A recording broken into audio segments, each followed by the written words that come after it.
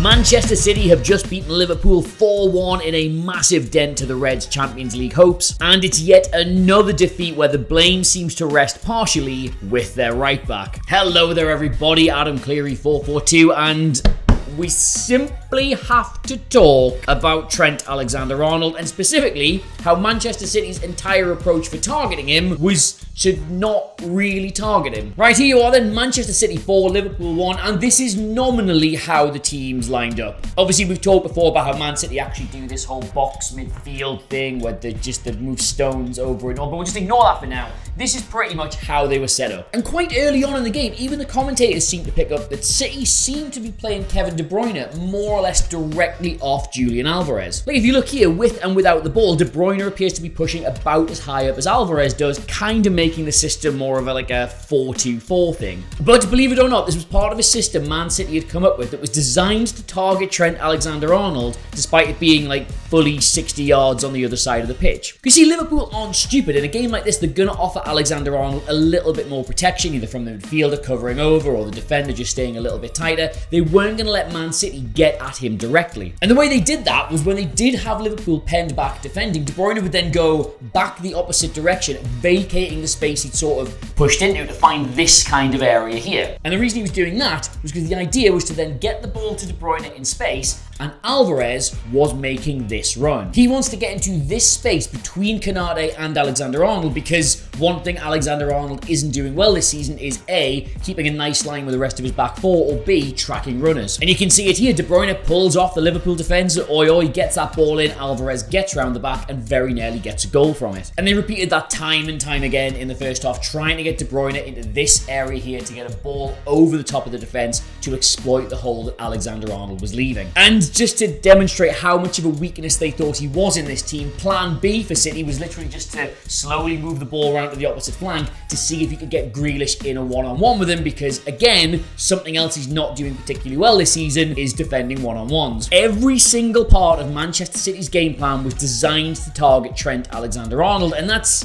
not a particularly nice thing to say about a 24-year-old who's genuinely just doing his best this year in a difficult season, but the bottom line is every single goal wound up involving him in some way. We look at the first goal here, City managed to get the ball upfield pretty quickly, leaving Liverpool fairly disorganised, but if we just look, they've still got a fairly decent defensive line here. But as it develops, you can see that either because he's worried about Grealish behind him or because he's just completely forgotten what offside is, Alexander-Arnold does not keep the line correctly and plays the entire move on. This image here is genuinely staggering for an elite level footballer, which he absolutely is, by the way, but at the time of that ball going across to Grealish, he's nearly a full 7 or 8 yards behind the rest of his defenders. The second goal is more of a failing of organisation, but he is at the very head of it, because if you look here, he basically seems to be instigating his own one-man high press without the rest of the team doing anything. The pass takes both of them completely out of the equation, forcing the rest of the defence to move all the way over to the right, and by extension, leaving a yawning chasm on their left. City break into that space like it's absolutely no trouble at all and score their second goal, and just to use this really wide shot of the pitch, I'm going to put the lines on. This is Liverpool's back four during that goal. That's their defensive line. And you know what? I've actually got quite a bit of sympathy with him for those first two goals, because clearly the system is now quite dysfunctional and leaving him exposed, and that's why he's being targeted. But when things aren't going well, you can always still do the basics. It might not be enough, but it might help. And that's the thing, I think the real problem with Alexander-Arnold this season is neatly illustrated in the third and fourth goals. Because at this point in the game, Liverpool are now behind. They're chasing it. They're a bit more stretched. Things are more chaotic. They're having to take more risks. And it's in those situations, footballers have to rely on their own individual decision-making ability as sort of tactics and systems and structures start to break down around them. Now for the third goal, Liverpool are actually set pretty well here. Alexander-Arnold is in absolutely the right position doing the right thing. But when the ball wiggles through to Alvarez, he just completely makes the wrong call. Harvey Elliott and Fabinho are much closer to the ball. They've got a much better chance of closing that down. All he needs to do is sort of keep his position and make sure he can't pass it to Gundogan or Grealish. But instead, he drops away from both of them and tries to protect the far post instead. Which admittedly, yes, you're right, he does actually do, but if we just flip that round at another angle, we can see wasn't going in. Instead of Liverpool getting a goal kick, he keeps the ball in play, just hands it back to Gundogan, who is now completely unmarked in the 6-yard box. He panics and gives them a goal. But when I say it's really important to just do the basics right, even if it won't ultimately change the outcome,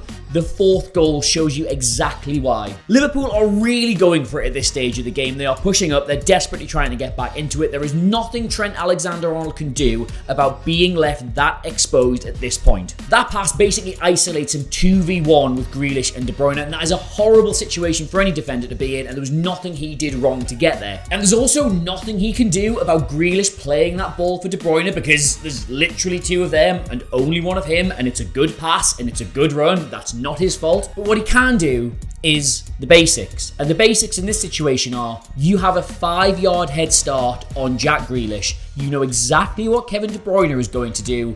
Just make sure that if Grealish is going to beat you to that ball, because he might, even if you try your absolute best, the pass might just be too good or he might just be too quick for you, but you need to make sure that if he is going to get on the end of this return pass, you really make him work for that. But he doesn't do that. He just trots back, and by the time Grealish taps that ball into the goal, he's not only given up the 5 yards he had on him to begin with, he's now 5 yards further back. Like, ultimately in football, sometimes there's just nothing you can do, but unless you do those basics right as often as you can, you'll never know. And that's pretty much how Man City just beat Liverpool 4-1. Like, they targeted absolutely everything they could at Trent Alexander-Arnold, and they got some goals from them being really good and some goals from him being really bad. Anyways, obviously a major talking point at the minute, so let me know all your thoughts about TAA in the comments below, and of course don't forget to L, S, and S. That's right. In the meantime though, thank you very much for watching. Do feel free to stick around and check out some of our other wonderful videos, some of which even star me. But until next time, I've been Adam Cleary, this has been FourFourTwo, and I'll see you soon. Goodbye.